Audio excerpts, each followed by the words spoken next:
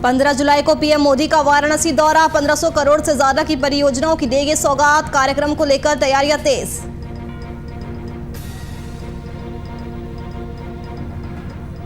पूर्व भारतीय क्रिकेटर यशपाल शर्मा का निधन। अचानक हार्ट अटैक आने से हुआ निधन। 1983 विश्व कप विजेता टीम के हिस्सा थे यशपाल।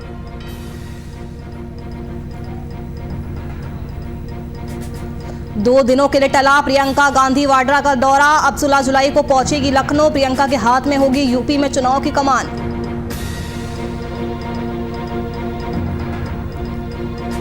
और उत्तर प्रदेश में कोरोना का कहर लगातार जारी। पिछले 24 घंटे में 2 लोगों की हुई मौत। कोरोना के 96 मिले नए मरीज।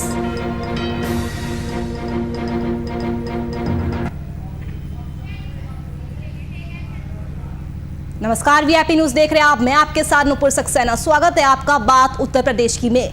प्रधानमंत्री नरेंद्र मोदी 15 जुलाई को अपने संसदीय क्षेत्र वाराणसी के दौरे पर रहेंगे। प्रधानमंत्री इस दिन काशी को 1500 करोड़ से ज्यादा की परियोजनाओं की सौगात भी देंगे।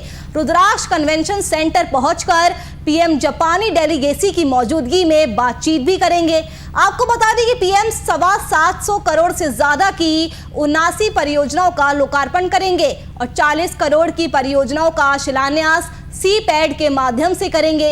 इसके अलावा 825 करोड़ की कुल 160 परियोजनाओं का पीएम मोदी शिलान्यास करेंगे। इसमें हर घर नल ग्रामीण पेयजल योजना का भी शिलान्यास होगा। बता दें कि रुद्राक्ष पर गौर करें तो ये भारत और जापान मैत्री का प्रतीक है।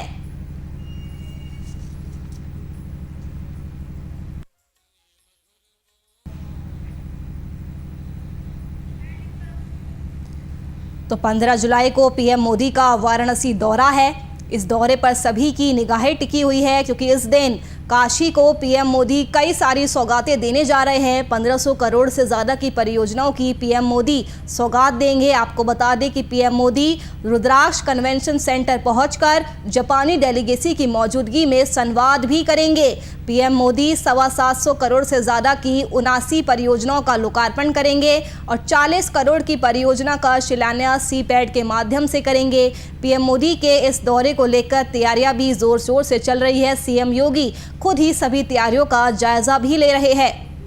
तो 825 करोड़ की कुल 160 परियोजनाओं का शिलान्यास होगा। इसमें हर घर नल ग्रामीण पेयजल योजना का भी पीएम मोदी शिलान्यास करने वाले हैं। रुद्राक्ष पर गौर करें तो ये भारत जापान मैत्री का प्रतीक माना जाता है। कोविड-19 महामारी के मैनेजमेंट को लेकर उत्तर प्रदेश के मुख्यमंत्री योगी आदित्यनाथ की हर तरफ तारीफ हो रही है। ऑस्ट्रेलिया के सांसद क्रैग केली ने भी सीएम योगी की तारीफ की है। क्रैग केली को सीएम योगी का काम इतना ज्यादा पसंद आया कि उन्होंने पूछा कि क्या हमें मुख्यमंत्री योगी आदित्यनाथ उधार मिल सकते हैं। सांसद ने अपने ऑफिशियल ट्विटर हैंडल से ट्वीट कर कहा कि भारत का राज्य उत्तर प्रदेश क्या किसी तरीके से अपने सीएम योगी आदित्यनाथ को हमें उधार दे सकता है, इवरमेक्टिन की कमी की समस्या से, ताकि हम निकल सके। इसकी वजह से हमारे देश में निराशाजनक हालात पैदा हो गए हैं। बता दें कि क्रैग केली का ट्वीट इस वक्त सोशल मीडिया पर तेजी से वायरल भी हो रहा है।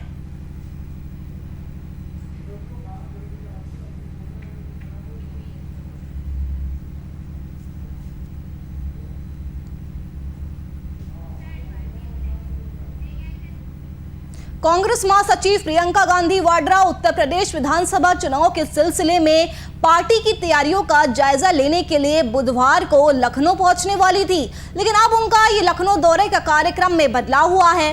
प्रियंका गांधी का अब 14 की बजाय 16 जुलाई को लखनऊ जाने का कार्यक्रम है। बता दें कि यूपी में चुनाव की सारी कमान प्रियंका गांधी वाड्रा के ही हाथ में रहेगी। उम्मीदवार के चयन से लेकर पार्टी के घोषणा पत्र तक प्रियंका गांधी की इन सभी में अहम भूमिका रहने वाली है। और प्रियंका गांधी वाड्रा के इसी दौरे से मिशन यूपी का भी आगाज कांग्रेस करने जा रही है।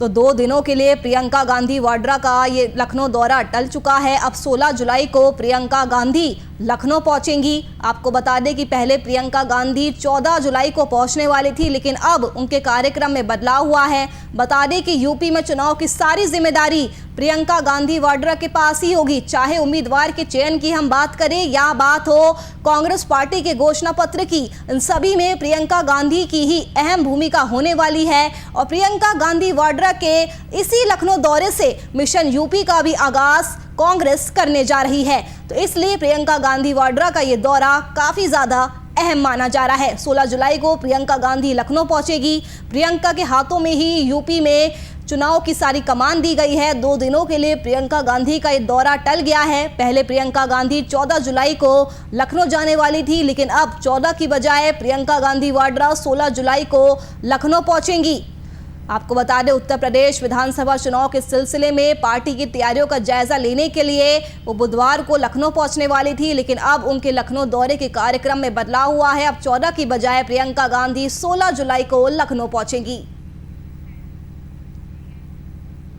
उत्तर प्रदेश में अगले साल होने वाले विधानसभा चुनावों को लेकर राजनीतिक पार्टियों ने गठबंधन को अमली जामा पहनाना शुरू कर दिया है। सुहलदेव भारतीय समाज पार्टी के प्रमुख ओम प्रकाश राजभर ने असुद्दीन ओवैसी से मिलकर भागीदारी संकल्प मोर्चा बनाया है।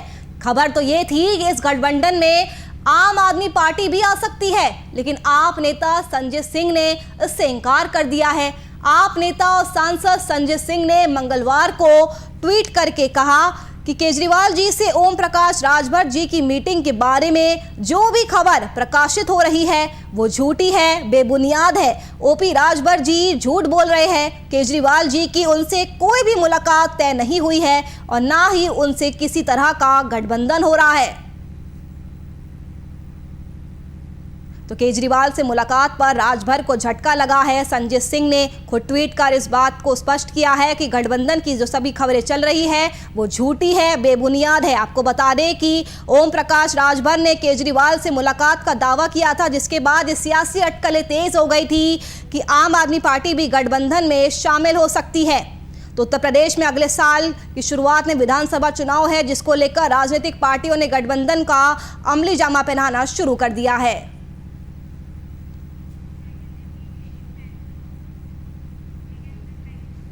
योगी सरकार की हम दो हमारे दो वाली नीति पर सियासी घमासान जारी है।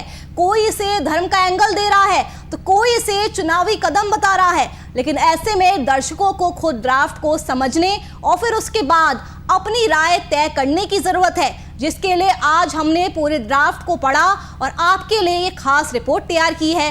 तो देखिए खास रिपोर्ट की आखिरकार क्या है जनसंख्या नियंत्रण नीति।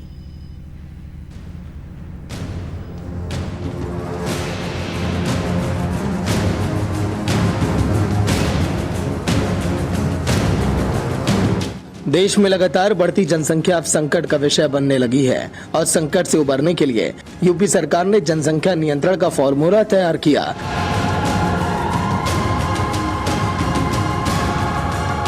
सीएम योगी आदित्यनाथ ने जनसंख्या नियंत्रण पर यूपी सरकार की नई नीति का ऐलान किया और बताया कि कैसे आबादी उत्तर प्रदेश के विकास की राह में बाधा बन गई है। आज उत्तर प्रदेश की जनसंख्या नीति 2021 से 30 यह जारी हो रही है। इसको जारी करते मुझे प्रसन्नता की अनुभूति हो रही है कि काफी तथ्यों के साथ समाज के विभिन्न तबकों को ध्यान में रख करके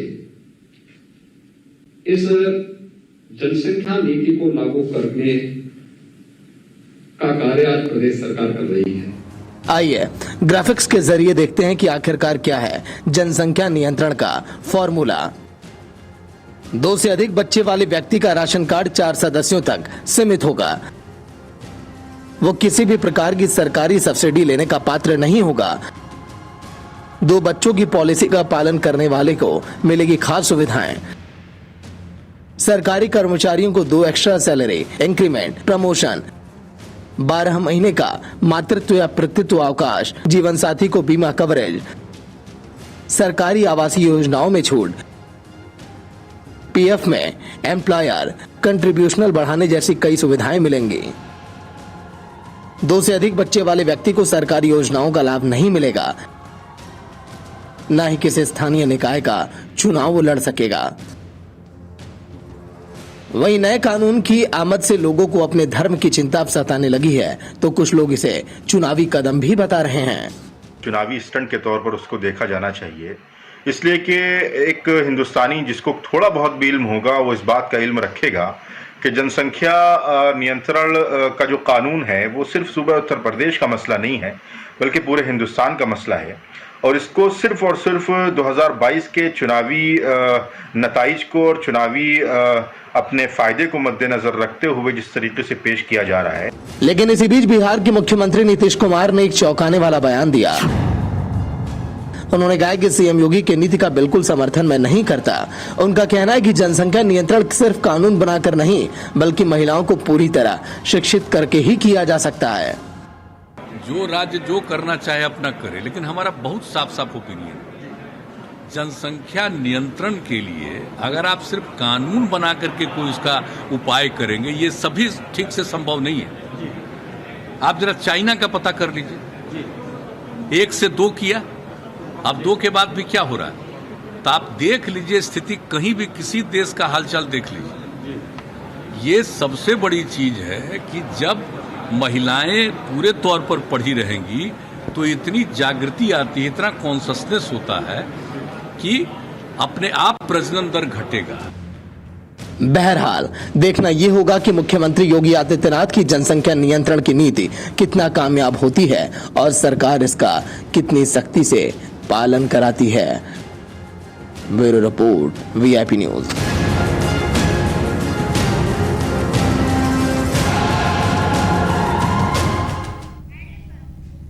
तो यूपी में जनसंख्या नीति को लेकर तरह तरह से बातें हो रही है, सियासी घमासान जारी है। कोई इसे धर्म का एंगल दे रहा है तो कोई इसे चुनावी स्टंट बता रहा है।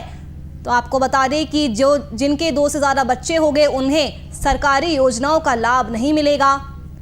तो ये है जनसंख्या नीति, जिसको लेकर सियासी घमासान भी जोरों पर है। अलग अलग तरह की प्रतिक्रियाएं आ रही है। इस कानून के मुताबिक अगर 2 से ज़्यादा बच्चे होते हैं तो चुनाव भी नहीं लड़ सकते। तो वही इसी को लेकर विश्व हिंदू परिषद ने भी सवाल खड़े किए हैं। तो योगी सरकार की हम दो हमारी दो वाली नीति पर सियासी घमासान देखने को मिल रहा है। कोई इसे धर्म का एंगल दे रहा है तो कोई इसे चुनावी कदम बता रहा है। तो वही बिहार के सीएम नीतीश कुमार का ये कहना है कि कानून लाने से नहीं होगा, बल्कि इसके लिए महिलाओं को जागरूक करना होगा। जागरूक करके ही हम जनसंख्या पर नियंत्रण कर सकते हैं। तो सभी की अलग अलग प्रतिक्रियाएं सामने आ रही है। कोई इसे धर्म का एंगल दे रहा है तो कोई इसे चुनावी कदम बता रहा है।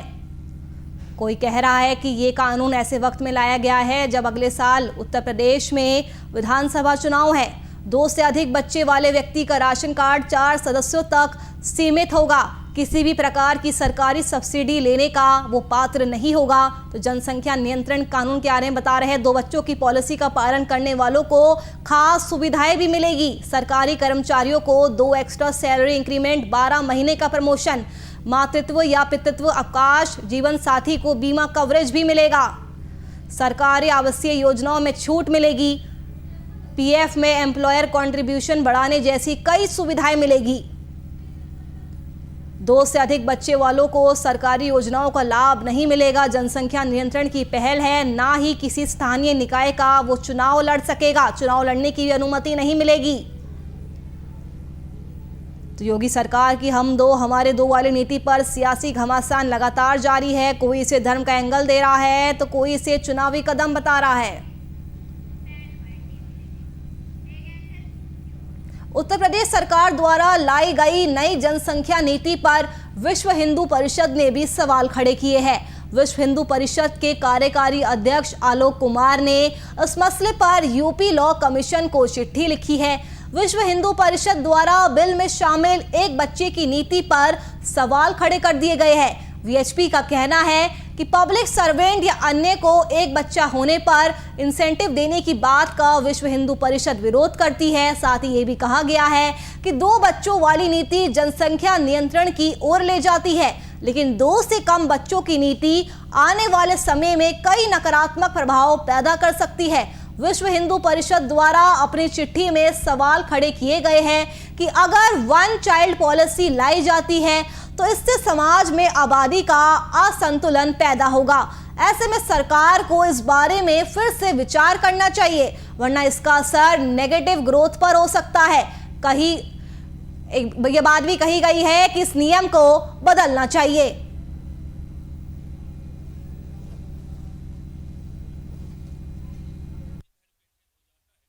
विश्व जनसंख्या दिवस के अवसर पर मैं पूरे प्रदेशवासियों को एक खुशहाल और स्वस्थ परिवार की परिकल्पना को साकार करने के लिए हृदय से बधाई देता हूं और उनकी शुभकामनाएं भी देता हूं।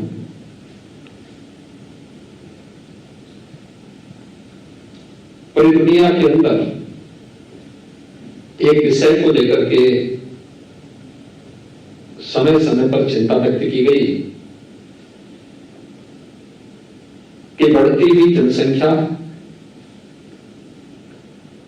विकास में कहीं न कहीं बाधक हो सकती है और इस पर अनेक मंचों से पिछले 4 दशकों से निरंतर चर्चा चल रही है। जिन देशों ने और जिन राज्यों ने इस संबंध में अपेक्षित प्रयास किए उसके वहां सकारात्मक परिणाम भी सामने देखने को मिले हैं।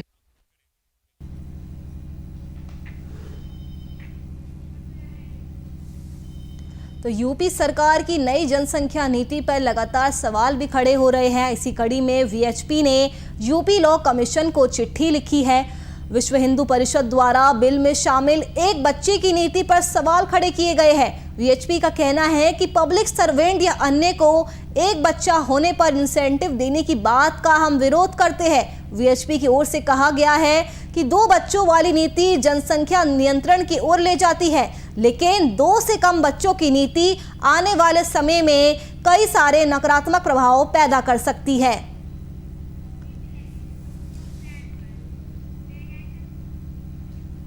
लखनऊ से आतंकियों की गिरफ्तारी में नया खुलासा हुआ है। इस नए खुलासे के तहत जानकारी मिल रही है कि मिन्हाज सोशल मीडिया के जरिए भारत में अलकायदा के गुट अंसार गजवातुल हिंद से जुड़ा था। ऑनलाइन ही बड़े आतंकियों ने मिन्हाज का ब्रेन वॉश किया और इसके बाद 1.5 साल तक मिन्हाज ने स्लीपर सेल की तरह काम किया। नौकरी जाने के बाद सक्रिय रूप से अलकायदा से मिन्हाज जुड़ गया, यहां तक कि खुद मानव बम बनाने को राजी हो गया था। 3 महीने तक संदिग्ध आतंकियों की ट्रेनिंग श्रीनगर में हुई थी, जहां उन्हें पहचान छुपाकर रेकी करना, कुकर बम बनाने और मानव बम के लिए जरूरी बातों की ट्रेनिंग दी गई। वही मई में ही इन आतंकवादियों ने देश को दहलाने की साजिश रची थी, लेकिन कोरोना की वजह से इनके मंसूबों पर पानी फिर गया।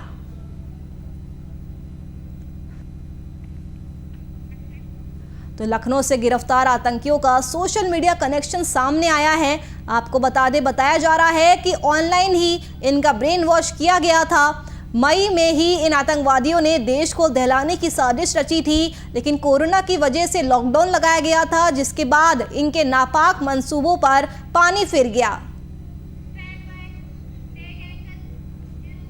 देश भर में बढ़ती महंगाई को लेकर विपक्षी पार्टियां लगातार विरोध कर रही है। गाजियाबाद में कांग्रेस पार्टी ने भैंसा बुग्गी पर मोटरसाइकिल रखकर विरोध प्रदर्शन किया है। कांग्रेस पार्टी के नेता और कार्यकर्ता घंटा घर रामलीला मैदान में इकट्ठा हुए और बढ़ती महंगाई पर विरोध जताया है। देश भर में पेट्रोल, डीजल, गैस सिलेंडर और अन्य वस्तुओं पर बढ़ रहे दामों को लेकर विरोध किया गया। कांग्रेस पार्टी ने साफ कहा है कि जब तक महंगाई कम नहीं होगी तब तक ऐसे ही विरोध प्रदर्शन चलते रहेंगे।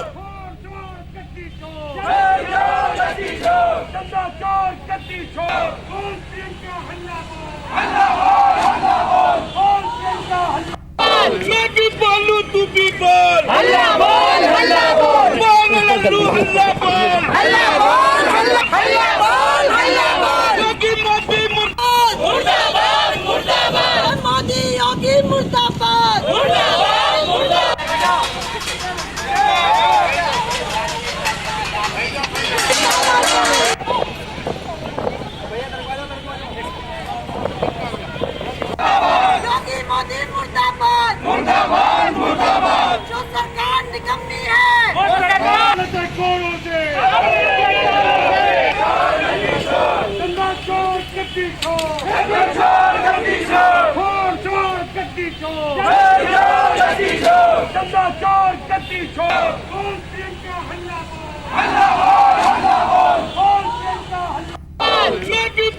तू भी बोल हल्ला बोल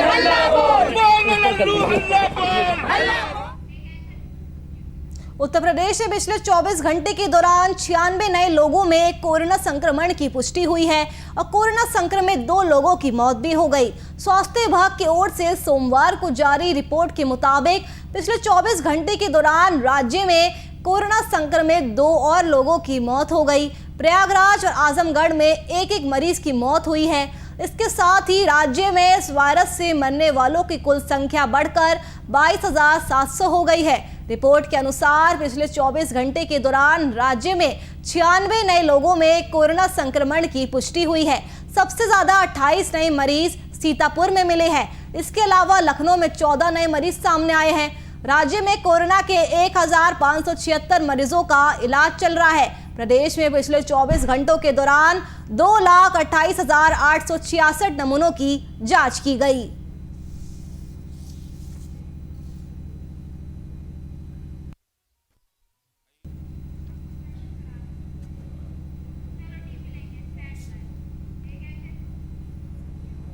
पूर्व भारतीय क्रिकेटर यशपाल शर्मा का आज सुबह निधन हो गया। यशपाल शर्मा उस टीम इंडिया का हिस्सा रहे थे जिसने 1983 में पहली बार वर्ल्ड कप जीता था। यशपाल शर्मा के निधन के बाद खेल जगत में शोक की लहर है। यशपाल शर्मा का निधन सुबह हार्ट अटैक आने की वजह से हुआ है।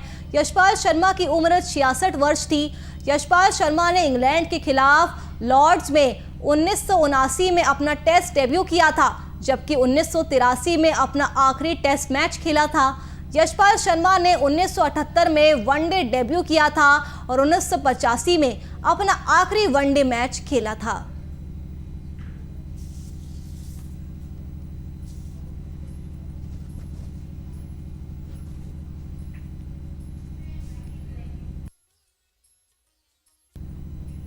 उत्तर प्रदेश के शाहजहांपुर से भारतीय जनता पार्टी विधायक वीर विक्रम सिंह का एक वीडियो तेजी से वायरल हो रहा है। उसमें वे कह रहे हैं कि बेटे की कसम खाकर कहो कि बीजेपी को वोट दिया तभी लाइट लगवाऊंगा। दरअसल ग्रामीण द्वारा अपने यहाँ लाइट लगवाने की फरियाद करने पर मिरानपुर कटरा क्षेत्र से आपको बता दें उसने अपील की। वो फरियाद लेकर बीजेपी के विधायक वीर विक्रम सिंह कहते हुए सुनाई दे रहे हैं कि तुम अपने बेटे की कसम खाकर कहो कि तुमने बीजेपी को वोट दिया है। अपेक्षा उसी से की जाती है जिसमें कुछ दिया जाए, अगर दिया हो तो तभी लाइट लगवाऊंगा। वीडियो के मुताबिक बीजेपी विधायक वीर विक्रम सिंह हाल में संपन्न वृक्षारोपण कार्यक्रम को संबोधित कर रहे थे। बहुत मैंने आपके क्षेत्र में पर्याप्त भ्रसक समय भी दिया और पर्याप्त मैंने काम भी कराया, जबकि आपका गांव नगला ब्राहिम है।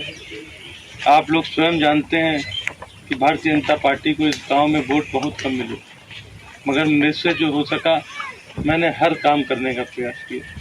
मुझसे जो मेरे पास जो आ गया हर तरीके की मैंने उसकी मदद की। मगर मिली लाइट होना है सर हमारे नहीं, ये बताओ वोट हमें कितने मिले जनता में? अगर तुम सुन लो, रुक जाओ मेरी बात। अगर तुम गंगा की तरफ हाथ करके कसम खा लो, बता दो तुमने हमें वोट दो तो ये बताए दो। खा लो गंगा की तरफ, या अपने लड़का के सर पे हाथ रख के कसम खा लो। वोट के लिए देखो हम तो सरकारी कर्मचारी, वही तो हम तो यही तो बात है ना।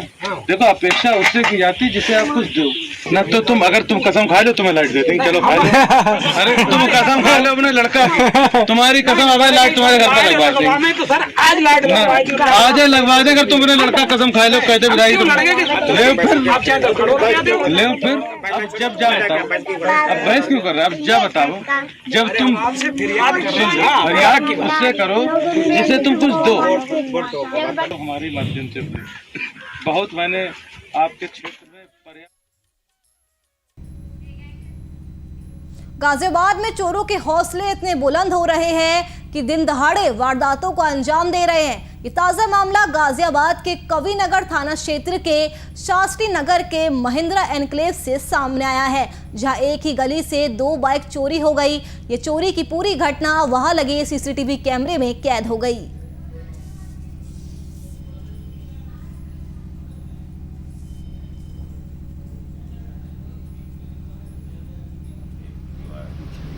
कल दोपहर मेरी 2 बजे बाइक चोरी हो गई थी मेरे घर के सामने से ही।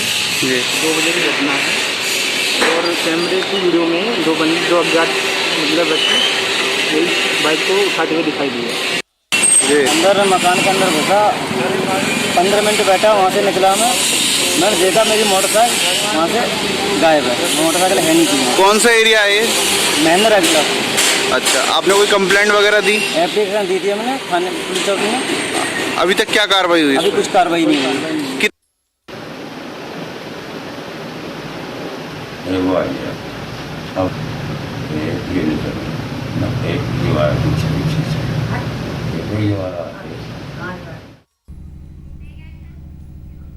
उत्तर प्रदेश के बुलंदशहर में जिंदा जलाई गई युवती की इलाज के दौरान मौत हो गई। उसका दिल्ली के एक अस्पताल में इलाज चल रहा था। कल किसी काम के बहाने घर बुलाकर दबंग पड़ोसी ने पीड़िता पर पेट्रोल डालकर आग लगा दी थी। इसी बीच बुलंदशहर पुलिस का ये दावा है कि बड़े भाई से प्रेम संबंध रखने से खफा आरोपी ने इस वारदात को अंजाम दिया। खुर्जा कोतवाली प्रभारी दीक्षित कुमार त्यागी ने फोन पर युवती की मौत की पुष्टि की। खुर्जा नगर कोतवाली क्षेत्र के गांव मुंडाखेड़ा में कल वारदात को अंजाम दिया गया था। वही युवती के परिजनों का कहना है कि दबंग युवक ने घर में गोबर डालने के लिए बुलाया था। उसके बाद युवती की चीख पुकार की आवाज सुनाई दी तो वे लोग दौड़े, लेकिन जब तक आरोपी भाग चुका था। पुलिस ने मौके पर पहुंचकर जांच पड़ताल शुरू कर दी है और गंभीर अवस्था में घायल जुलसी युवती को अस्पताल में भर्ती कराया था, जहां उसकी इलाज के दौरान मौत हो गई।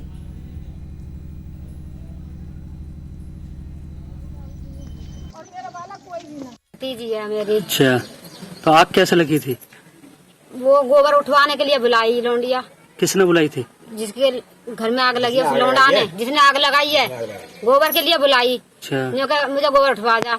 अब पता नहीं क्योंकि वो लौंडिया ने हमसे पूछी ना, तो ऐसे बता रहे कि गोबर उठवाने को बुलाया और पेट्रोल छिड़का मेरे पे, आग लगाकर इन्हें को कूद गया। इन्हें कूदा और रखू। लड़का कौन था वो? लड़का इतंदर का। अच्छा, क्या नाम है लड़के का? किस बात को लेकर आग लगाई? ये हमें पता ना, पर हमने इतना पूछा नहीं। रंजिश तो कुछ नहीं। जैसे मैं जंगल से आई, हमने पूछी सब पब्लिक ही कैसे आग लगी। कहने लगी बुआ इसने ना गोबर उठवाने के लिए बुलाया मुझे और पेट्रोल गिरा, इसे मट्टी का पेट्रोल छिड़क के आग लगा के ये कूद गया।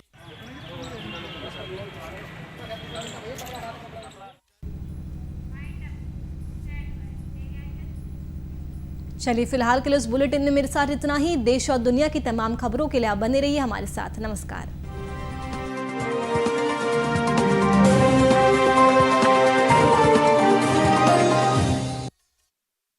के लिए उड़ चला